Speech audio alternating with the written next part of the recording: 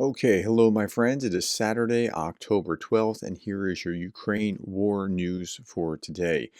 1,290 Russians off the battlefield, and we're going to talk about what that means, whether that's high or low, in just a moment. 9 tanks, 27 armored fighting vehicles, 59 artillery systems, 115 vehicles and fuel tanks.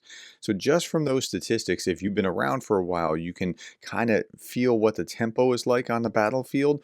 And if you haven't, let's look at this 1290. Is that high or low? Well, if we look at the British intelligence update that Ministry of Defense, Russian soldiers are needlessly dying in an illegal war of Putin's making. More were killed or wounded in September than any other month. So let's look at this.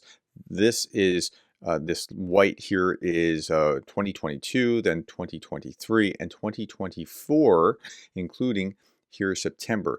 1,271 is the average casualty rate for the Russians in September, the highest month, 1271, and we're at 1290 today. So we're higher than the average of the highest month today. Okay, so that helps hopefully give you some perspective. Air Force reported on a Shahed drone attack overnight. 24 out of 28 were shot down. 2 more were lost on Ukrainian territory due to electronic warfare, which means that at least 2 got through.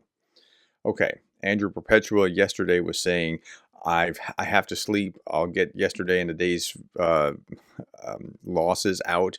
So it looks like about 2 to 1 2 days ago, and about 2 to 1, maybe a little bit less than 2 to 1 yesterday as well.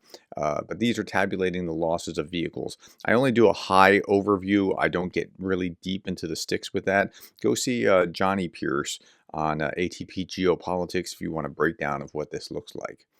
Okay, Zaphorizhzhia Oblast faced 425 attacks in a 24-hour period, with Zaphorizhzhia city suffering 3 precision strikes while surrounding towns endured air raids, rocket attacks, artillery bombardment.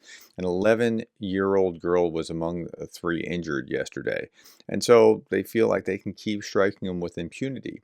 But then something happened. I'll talk about what happened here in just a little bit. The Ukrainian General Staff confirmed the strike on a Russian fuel and lubricant depot near Rovochny, occupied Luhansk region. So, here's a little bit more about that. On the night of October 12th, Ukraine's defense forces struck a fuel and lubricants depot, and a close-up of the burning oil depot. And again, I'm not showing any video, just some stills. Ukraine strikes an oil depot in occupied Luhansk. So why is this important? It marks the 5th recorded strike on this facility since 2022, underscoring its strategic importance. This depot fuels the Russian war machine in a significant way. Last night, a strike was carried out on this fuel and lubricants depot near the town of Rovochny, in the temporarily occupied territory of Luhansk region. The base stored oil and petroleum products, which were supplied, among other things, for the needs of the Russian army. During the night, 10 Ukrainian armed forces drones attacked an oil depot. 8 of them were intercepted. 2 of them made it through, causing a fuel tank to catch on fire. So that's what happened. Okay, now, again, the big thing here, and probably the reason that you would have clicked on this if you weren't otherwise going to click on this, is what I'm about to tell you. Overnight, Russians targeted residential neighborhood in Zaphorizhzhia with guided bombs. They've been doing this guided bomb thing somewhat with impunity for a long time. Several victims included an 11-year-old girl. However, what happened last night kind of pushes them back a little bit, or causes them to think about pushing back. A Russian Su-34 was shot down this morning. The Su-34 would be the kind of plane that would be dropping the guided bombs. About 50 kilometers from the front lines by an F-16, according to Russian sources. So an F-16 has its first recorded kill of a Su-34. According to Russian sources, the Su-34 was dropping glided bomb. When it was shot, the crew did not survive.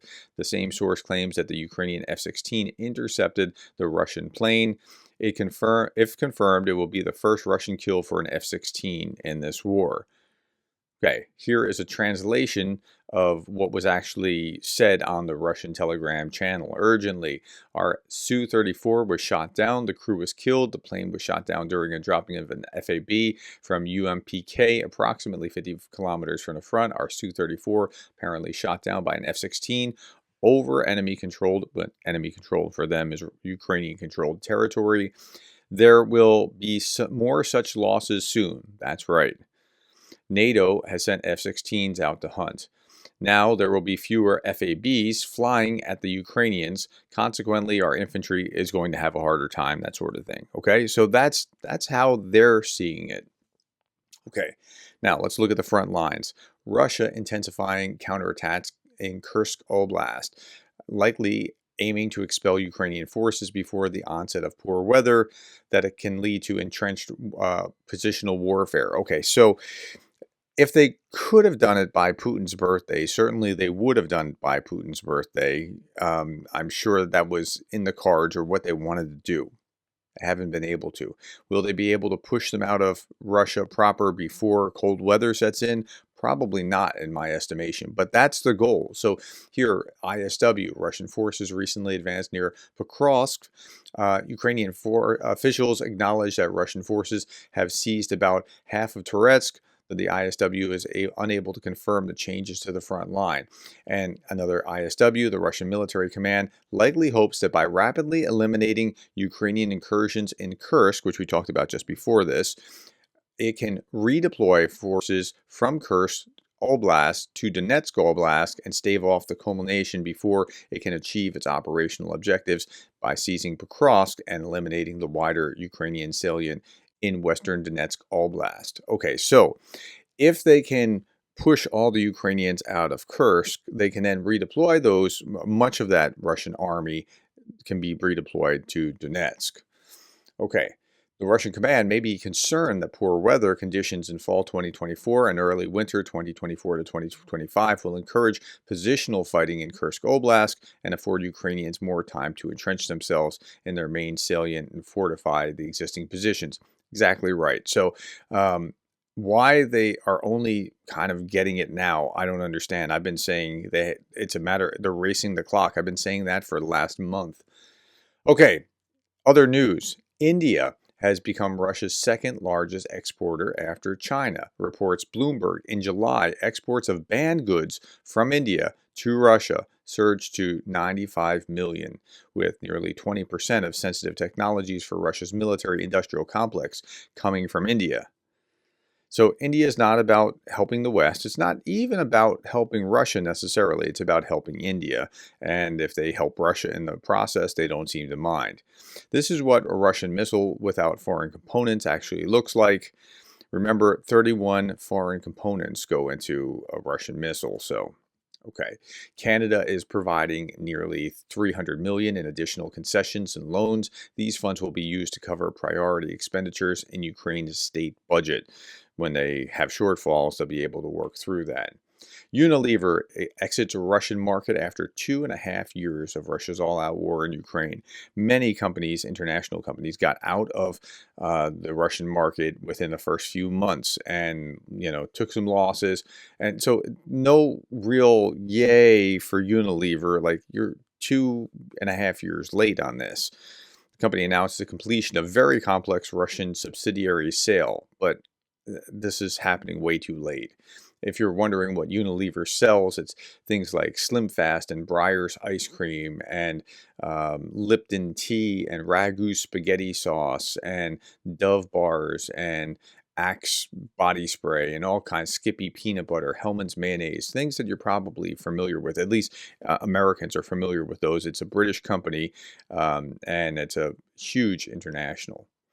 Okay, the head of a pension fund in the office of Klemensky Oblast, Ukraine, has resigned from his position following a $6 million illegal enrichment corruption scandal involving his family. His mother is currently in custody, facing bail set at $12 million. Well, I wish I could say that this was unusual. We keep seeing, we saw one just like 3 or 4 days ago, a city council member enriching themselves and having this money just stashed in the home. Same kind of thing. Hopefully, this is fewer and further between, but I still have to show it. Okay, more air-to-air combat. I love air-to-air combat with drones. It's just fascinating to watch. And we haven't seen this one before, but it's just clipping a lot of their wings. Like this is how they knock them down. And it's a fairly efficient means of doing this. Now, they can also bomb like from one drone to another. And it seems unusual, but I've seen it before. In fact, you're about to see it here. Look at this. This is the Russian drone being watched by a Ukrainian drone. That's who's doing the visual. And let's see if we can get him. Just going to watch it. Get over the target and bam! Wow, look at that. Clipped it and everything. Like that thing fell. Like that's pretty impressive.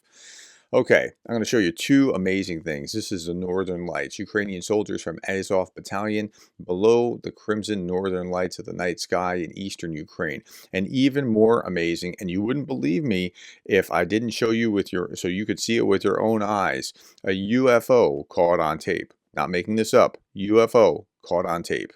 Here you are. Okay, my friends, that's all that I have for you. Thank you for the time, the likes, the shares, the subscribes, and thank you for being the kind of person that cares about Ukraine.